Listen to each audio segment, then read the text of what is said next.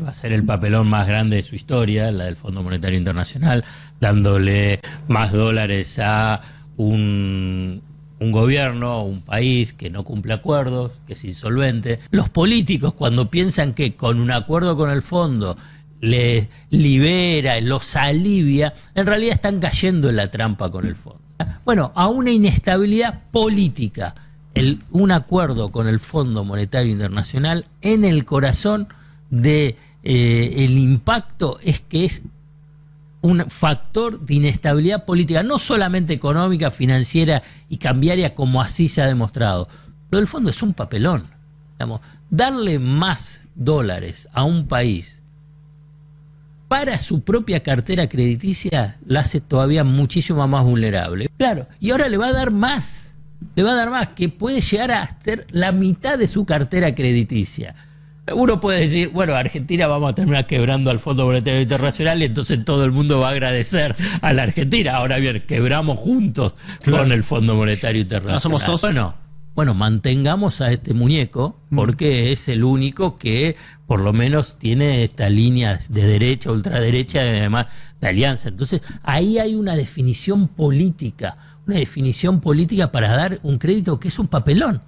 Porque no hay ningún tipo de justificativo que le pueda dar más dólares a un gobierno, a una economía que no tiene esos dólares para repagar. Alfredo. Quiero ir al tema del fondo, que es algo que siempre pasa desapercibido, ¿no? Alguien me dijo alguna vez, hicimos una marcha por el 2x1, pero no la hicimos por el FMI y acá estamos. Porque tiene incidencia ya mismo. Por ejemplo, hoy se habla mucho de la apertura del cepo por el acuerdo con el FMI. El gobierno se anima a decir que lo haría con sin flotación sucia, es decir, que el Banco Central no intervendría. Yo imagino que si hacen eso será porque se lo exige el fondo. Digo, hay una incertidumbre con lo que va a pasar con el fondo y el escándalo de que el fondo nos quiera dar plata otra vez para que la fuguemos, ¿no, Alfredo? Así es. Para mí va a ser el papelón más grande de su historia, la del Fondo Monetario Internacional, dándole más dólares a un gobierno, un país que no cumple acuerdos, que es insolvente, que además se tiene la experiencia de el crédito anterior de casi 57.000 millones de dólares, de los cuales desembolsó 44.500 millones de dólares. Y lo más sorprendente de todo es que el recorrido burocrático del acuerdo todavía no está cumplido. Y pese a todo esto, ya salió un decreto de necesidad de urgencia que también es bochornoso, pero el gobierno ya está haciendo campaña publicitaria de que está a favor y que es lo mejor del mundo, un acuerdo con el Fondo Monetario Internacional. Vamos a escucharlo y verlo. Mejor gobierno de la historia firmó el decreto que implica el acuerdo con el fondo, donde por primera vez el fin del mismo es reparar el daño que la política le ha provocado a los ciudadanos vía el abuso del gasto público. ¡La libertad avanza! ¡Viva la libertad, carajo!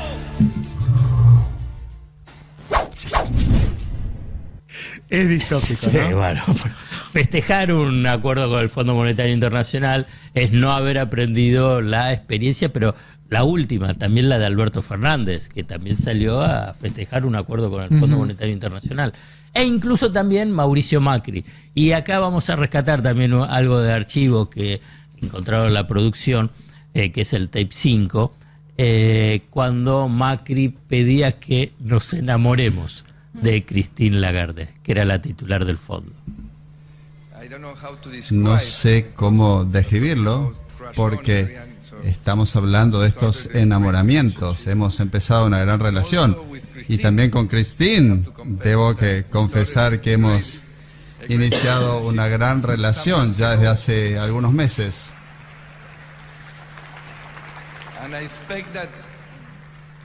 Y espero que funcione muy bien y que lleve a que todo el país termine enamorado de Christine.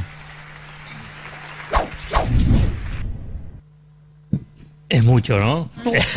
Perdónenme. Pero... Igual si lo ves, es Roosevelt, es un estadista hoy. No, ¿Es pero eso? digamos, tener la lógica de pensar que tenés que festejar un acuerdo con el Fondo Monetario Internacional, de convocar y pensar que que el pueblo tiene que enamorarse de la titular del Fondo Monetario Internacional, es tener un nivel de desconexión importante con la historia y con lo que está pasando en la economía del país, y a la vez cuáles son los efectos que tiene un acuerdo con el Fondo Monetario Internacional. No es neutral tener un acuerdo con el Fondo Monetario Internacional. Vos fíjate que, y lo último que voy a rescatar también de archivo, en este sentido de que se abrazan y que piensan que es lo mejor un acuerdo con el Fondo Monetario Internacional, y después de convocar a que el pueblo argentino se enamore de Christine Lagarde, fíjate que al año, veamos la tapa de Clarín, admitió que el FMI subestimó la situación complicada de la Argentina, digamos, diciendo porque fue ya una catástrofe, que fracasó, fue un fiasco. El acuerdo con Macri duró 2 meses, cuando fue la primera firma. A los 2 meses se firma un nuevo acuerdo y ya al año y medio ya fracasó. Tuvo que pedir más plata. Por eso. Pidió plata, se la comió y tuvo que pedir más. Fue un fiasco.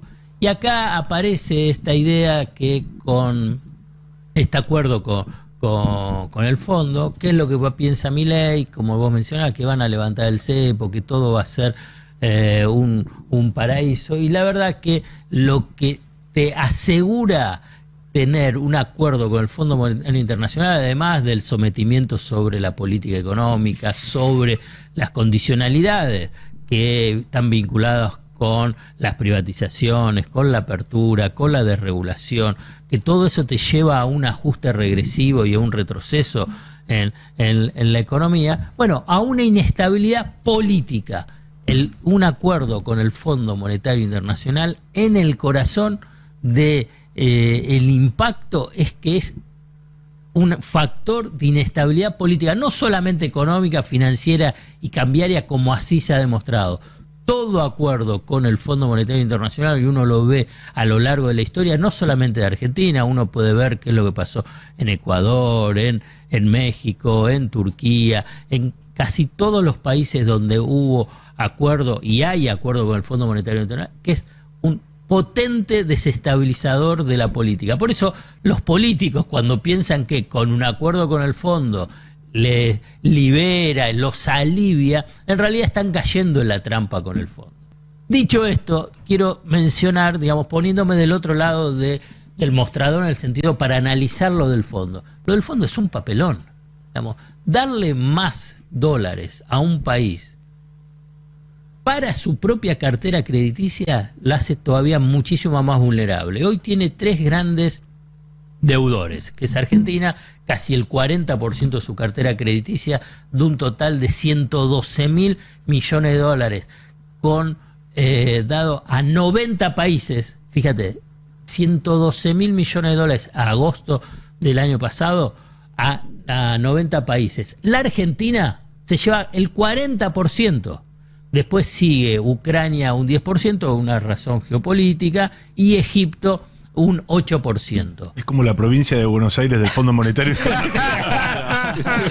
Muchos que dicen que es inviable. Bueno, y ahora, en ambos casos por Trump. Claro, y ahora le va a dar más.